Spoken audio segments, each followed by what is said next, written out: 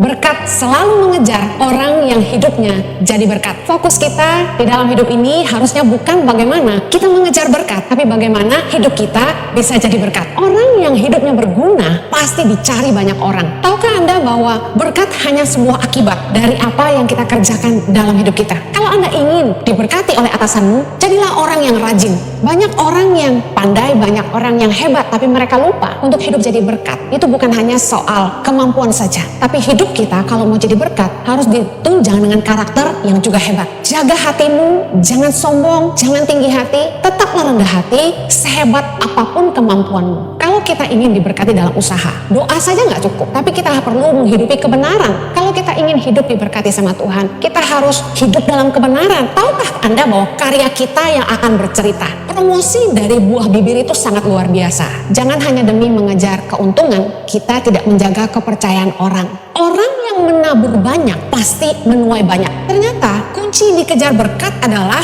kita tidak boleh berhenti menabur. Kalau kita mau diberkati Tuhan, lumbung-lumbung kita diisi penuh sampai melimpah-limpah, kita harus muliakan Tuhan dengan harta kita, dengan hasil pertama dari segala penghasilan kita. Orang tuh banyak yang gak mau nabur karena mereka takut untuk diri mereka sendiri kurang. Kalau kita ingin hidup kita jadi berkat, kita juga harus pandai mengelola keuangan, karena uang itu selalu membuat orang merasa kurang. Bagaimana Anda bisa mengelola keuangan? Berkatalah cukup untuk dirimu sendiri supaya Anda bisa menyisihkan tabunganmu dan juga Anda masih bisa berbagi buat orang lain. Seberapa banyak pun berkat yang Tuhan berikan dalam hidup kita, kita harus bisa dipercaya untuk mengelola. Seberapa banyak pun harta kita, kalau kita tidak bisa mengelola pasti habis juga.